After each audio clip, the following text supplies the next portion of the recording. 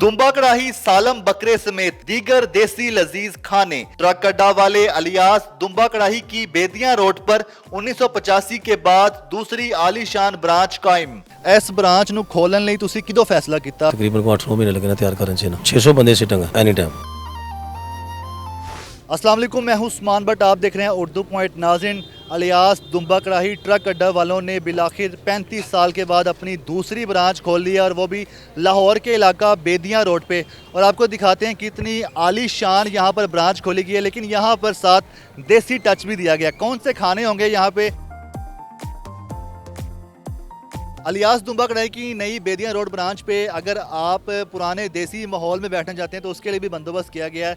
यहाँ पे आपको दिखा सकें कि किस तरह से सिटिंग्स बनाई गई हैं। स्लाइड डोर्स हैं, या इस तरह से ओपन होंगे, और वैसे ही देसी माहौल की सिटिंग है जहाँ पे 16 डिग्री सेंटीग्रेड पर AC भी चल रहा है। तो यहाँ पर आप देख सकते हैं राउंड टेबल में बैठकर खाना भी खाया जा सकता है, और ये वही माहौल है जो कि आपको सब्ज़ी मंडी में जो अलियास दुम्बा कड़ाही की ब्रांच है वहाँ पर देखने को मिलता है। इसके अलावा यहाँ पर जो फैमिली हॉल है वो भी आपको दिखाते हैं, और जो ओपन हॉल है वो भी आपको दिखाते हैं। आइए हमारे साथ।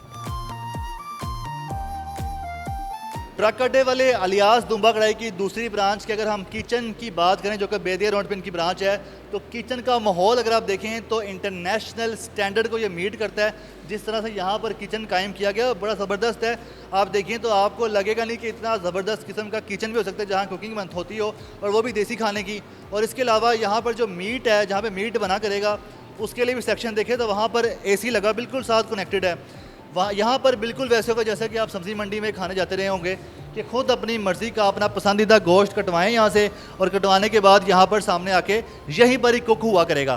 तो आए अब मज़ीद दिखाते हैं आपको इस जगह के बारे में। अलियास दुम्बा कड़ाही की जो बेदिया रोड ब्रांच है वहाँ पे अगर मैं आपको इंडोर सिटिंग हॉल की बात करूँ तो बहुत ही ज़बरदस्त आलीशान किस्म की यहाँ पर सिटिंग कायम की गई है। सीलिंग लाइट्स, सीलिंग फ़ैन देखें, चिलर देखें, यहाँ पे सिटिंग देखें, यहाँ पे चेयर्स देखें, यहाँ पे टेबल्स देखें, बहुत ही ज़बरदस्त और आलीशान किस्म की यहाँ पर सिटिंग है। ये बेसिकली फैमिली हॉल है, फैमिली यहाँ पर बैठ सकती हैं, दोस्तों का ग्रुप बैठ सकता है। और जो आउटडोर सिटिंग है आपको वो भी दिखाते हैं, वो भी एरियल व्यू से। आइए हमारे साथ। नाज़रीन, बेदिया रोड पर कायम की जाने वाली अलियास दुम्बा कड़ाही की दूसरी ब्रांच की अगर हम आउटडोर एरिया की बात करें तो आपको हम इसके रूफ टॉप से दिखा रहे हैं कि कितना ज़बरदस्त और शानदार व्यू आता है। यहाँ पे बैठ के खाना खाना, आके सर्दियों का मौसम आ रहा है तो इस तरह बैठ के दुम्बा कड़ाही खाना, सालम बकरा खाना और दीगर खाने जो हैं लज्जत से भरपूर देसी खाने, वो यहाँ पर DHA की आवाम के लिए, DHA के रेजिडेंट्स के लिए यहाँ पर पूरा इंतज़ाम किया गया है। और इसके अलावा आपको दिखा सके रूफ टॉप पर भी सिटिंग का अहतमाम किया गया। अब आपको लेके चलते हैं अलियास दुम्बा कड़ाही ट्रक अड्डे वालों के ओनर के पास कि उन्होंने 1985 में कब और कैसे अपनी इस फूड चेन का आगाज़ किया, और अब इतने सालों बाद जाके दूसरी ब्रांच खोलने की क्या वजह थी, ये अब उनसे पूछते हैं। आइए हमारे साथ। इलियास दुम्बा कड़ाही के ओनर मुहम्मद अलियास साहब मौजूद हैं। अलियास साहब, दसो कि ਤੁਹਾਡੀ पहचान होती सी कि हर कोई कहता सी कि ਜਿਹੜਾ ਅਲਿਆਸ ਦੁੰਬਾ ਕੜਾਹੀ ਵਾਲੇ ਉਹਨਾਂ ਦੀ ਇੱਕ ਹੀ ਬ੍ਰਾਂਚ ਹੈ ਸਬਜ਼ੀ ਮੰਡੀ 'ਚ, ਉਹ ਵੀ ਅੰਦਰ ਗਲੀ ਦੇ ਵਿੱਚ ਕਰਕੇ ਗਈ ਹੈ।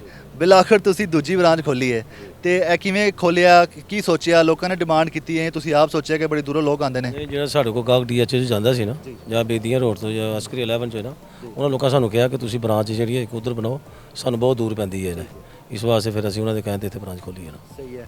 ਇਸ ਬ੍ਰਾਂਚ ਨੂੰ ਖੋਲਣ ਲਈ ਤੁਸੀਂ ਕਿਦੋਂ ਫੈਸਲਾ ਕੀਤਾ, ਕਿੰਨਾ ਟਾਈਮ ਲੱਗਿਆ, ਕਿਦੋਂ ਤੋਂ ਇਹ ਬ੍ਰਾਂਚ ਬਣ ਰਹੀ ਸੀ, ਫਿਰ ਬਿਲਾਖਰ ਹੁਣ ਇਫਤਤਾਹ ਹੋ ਗਿਆ? ਸਰ ਜਗ੍ਹਾ ਤਾਂ ਅਸੀਂ 4-5 ਸਾਲ ਤੋਂ ਦੇਖਣ ਦੇ ਆ ਨਾ, ਲੇਕਿਨ ਇਹ ਅਲਬਾਗ ਨੇ ਹੁਣ ਦੇ ਦਿੱਤੀ ਸਾਨੂੰ ਇਹ ਨਾ, ਤੇ ਅਸੀਂ ਇਹਨੂੰ ਤਕਰੀਬਨ 8 ਮਹੀਨੇ ਲੱਗੇ ਨਾ ਤਿਆਰ ਕਰਨ 'ਚ ਨਾ, ਤੇ ਹੁਣ ਇਨਸ਼ਾਅੱਲਾ ਓਪਨ ਹੋ ਗਈ ਹੈ ਨਾ। ਸਹੀ ਹੈ। ਕਿਸ ਤਰ੍ਹਾਂ ਦਾ ਮਾਹੌਲ ਹੋਏਗਾ, ਕਿੰਨੀ ਇੱਥੇ ਸਿਟਿੰਗ ਹੈਗੀ ਹੈ, ਕਿੰਨੇ ਲੋਕ ਇੱਥੇ ਬੈਠ ਸਕਦੇ ਨੇ? ਦੋ ਤਰ੍ਹਾਂ ਦਾ ਮਾਹੌਲ ਨਜ਼ਰ ਆ ਰਿਹਾ, ਇੱਕ ਆਊਟਡੋਰ ਹੈ, ਇੱਕ ਇਨਡੋਰ ਹੈਗਾ। ਜੀ ਸਾਡੇ ਕੋਲ 600 ਬੰਦੇ ਸਿਟਿੰਗ ਹੈ ਐਨੀ ਟਾਈਮ, ਤੇ ਫੈਮਿਲੀ ਵਾਸਤੇ ਵੀ ਇੰਤਜ਼ਾਮ? ਵੈਸੇ ਸੈਪਰੇਟ ਸਾਡੇ ਕੋਲ ਹਾਲ ਹੈ। ਠੀਕ ਹੈ। ਇਹ ਦੱਸੋ ਕਿ ਜ਼ਾਇਕਾ ਉਹੀ ਜ਼ਾਇਕਾ ਹੋਏਗਾ ਜਿਹੜਾ ਉੱਥੇ? ਉਹੀ ਕਾਰੀਗਰ, ਉਹੀ ਕੁੱਕ ਸਾਡੇ ਕੋਲ ਇੱਥੇ ਆ ਰਹੇ ਨੇ ਸਾਰੇ। ਠੀਕ ਹੈ।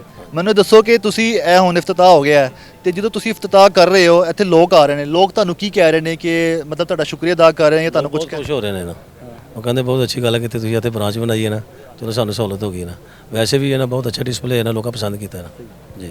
ਠੀਕ ਹੈ। ਇੱਥੋਂ ਦਾ ਮੈਨੂ ਕੀ ਹੋਏਗਾ, ਪਕਾਉਣ ਵਾਲੇ ਕਿਹੜੇ ਨੇ ਜਿਹੜੇ ਇੱਥੇ ਪਕਾਉਣਗੇ ਖਾਣਾ? ਸਿਰਫ ਦੁੰਬਾ ਕੜਾਈ ਹੋ ਗਈ ਜਾਂ ਬਾਕੀ ਖਾਣੇ ਜਿਹੜੇ ਉੱਥੋਂ ਲੱਭਦੇ ਨੇ ਇੱਥੋਂ ਵੀ ਲੱਭਣਗੇ? ਨਹੀਂ, ਜਿਹੜੇ ਖਾਣੇ ਉੱਥੋਂ ਲੱਭਦੇ ਨੇ ਇੱਥੋਂ ਲੱਭਣਗੇ, ਲੇਕਿਨ ਉਸ ਤੋਂ ਥੋੜ੍ਹਾ ਜਿਹਾ ਜ਼ਿਆਦਾ ਇਹਨਾਂ ਕੋਲ ਮੈਨੂ ਆਪਣੇ ਦੇ ਵਿੱਚ ਕੁਝ ਖਾਣੇ ਹੋਰ ਐਡ ਕੀਤੇ ਨੇ ਅਸੀਂ ਨਾ।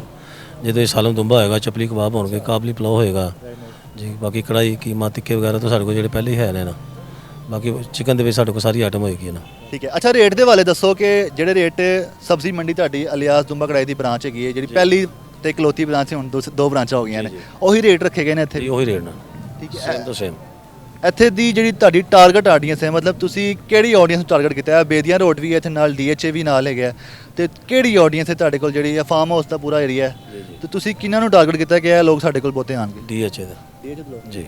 ਠੀਕ ਹੈ। ਮੈਨੂੰ ਇਹ ਦੱਸੋ ਇੱਥੋਂ ਦੀ ਟਾਈਮਿੰਗ ਕੀ ਹੋਏਗੀ, ਕਿੰਨੇ ਘੰਟੇ ਖੁੱਲੇ, ਕਿਸ ਟਾਈਮ ਇਹ ਓਪਨ ਹੋਇਆ ਕਰੇਗਾ? ਜੀ ਜੀ, ਸ਼ਾਮ 4 ਵਜੇ ਤੋਂ ਲੈ ਕੇ ਰਾਤ 2 ਵਜੇ ਤੱਕ। ਇਹ ਜਿਹੜਾ ਪੂਰਾ ਤੁਸੀਂ ਸਟਰਕਚਰ ਤਿਆਰ ਕੀਤਾ, ਬੜਾ ਲਗਜ਼ਰੀ ਤੇ VIP ਕਿਸਮ ਦਾ ਸਟਰਕਚਰ ਹੈਗਾ, ਬੜਾ ਜ਼ਬਰਦਸਤ ਸਿਟਿੰਗ ਬਾਹਰ ਦੀ ਵੀ, ਅੰਦਰ ਦੀ ਵੀ, ਇਨਡੋਰ, ਫਿਰ ਜਿੱਥੇ ਖਾਣੇ ਪੱਕਣੇ ਨੇ ਉਹ ਵੀ ਬੜਾ ਜ਼ਬਰਦਸਤ ਹੈ, ਬੜਾ ਐਲੀਟ ਕਲਾਸ ਲੱਗ ਰਿਹਾ। ਤੇ ਇਹ ਤੁਸੀਂ ਇੱਧਰ ਦੀ ਆਡੀਅנס ਨੂੰ ਵੇਖ ਕੇ ਇਸ ਤਰ੍ਹਾਂ ਦਾ ਸਟਰਕਚਰ ਤਿਆਰ ਕਰਵਾਇਆ? ਜੀ, ਇਹ ਨਾਲ ਇਲਾਕੇ ਵਾਈਜ਼ ਕੀਤਾ ਜਨਾਬ। ਇਸ ਇਲਾਕੇ ਦੇ ਡਿਮਾਂਡ ਉਹਨਾਂ ਲੋਕਾਂ ਦੀ ਨਾ, ਇਸ ਚੀਜ਼ ਨਾਲ ਤਿਆਰ ਕਰੋ ਹੈ ਨਾ। ਬਾਕੀ ਸਾਡੇ ਮੌਜੂਦ ਨੇ ਇੱਥੇ ਇੰਜੀਨੀਅਰ ਜਿਨ੍ਹਾਂ ਨੇ ਸਾਨੂੰ ਇਹ ਕਰਕੇ ਦਿੱਤਾ ਹੈ ਨਾ।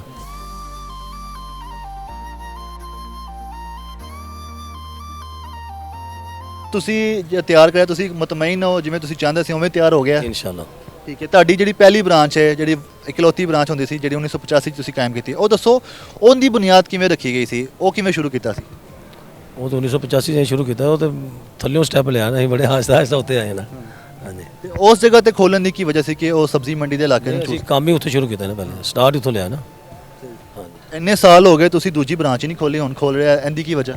ਉਸੇ ਜੋ ਅੱਲਾ ਨੂੰ ਮਨਜ਼ੂਰ ਸੀ, ਜਿਸ ਤਰ੍ਹਾਂ ਹੋਣਾ ਉਸੇ ਤਰ੍ਹਾਂ ਹੋਇਆ। ਕਦੇ ਦਿਲ ਨਹੀਂ ਕੀਤਾ ਕਿ ਇੰਨੇ ਸਾਲਾਂ ਤੋਂ ਮਾਸ਼ਾਅੱਲਾ ਤੁਹਾਡਾ ਕੰਮ ਤੇ ਅੱਛਾ ਚੱਲਦਾ, ਲੋਕ ਬੜਾ ਪਸੰਦ ਕਰਦੇ ਨੇ, ਤੁਹਾਡਾ ਇੱਕ ਮਿਆਰ ਹੈਗਾ, ਇੱਕ ਪਤਾ ਚੱਲ ਜਾਂਦਾ? ਬੱਚੇ ਨਾਲ ਆਏ ਨਾ ਸਾਡੇ ਨਾ, ਤਾਂ ਹੁਣ ਅਸੀਂ ਦੂਜੀ ਬ੍ਰਾਂਚ ਖੋਲੀ, ਪਹਿਲੇ ਅਸੀਂ ਇਕੱਲੇ ਸੀ ਨਾ, ਤੇ ਇਕੱਲਾ ਬੰਦਾ ਤਾਂ ਫਿਰ ਇੰਨੀਆਂ ਦੁਕਾਨਾਂ ਨਹੀਂ ਨਾ ਹਾਇਰ ਕਰ ਸਕਦਾ ਹੈ ਨਾ।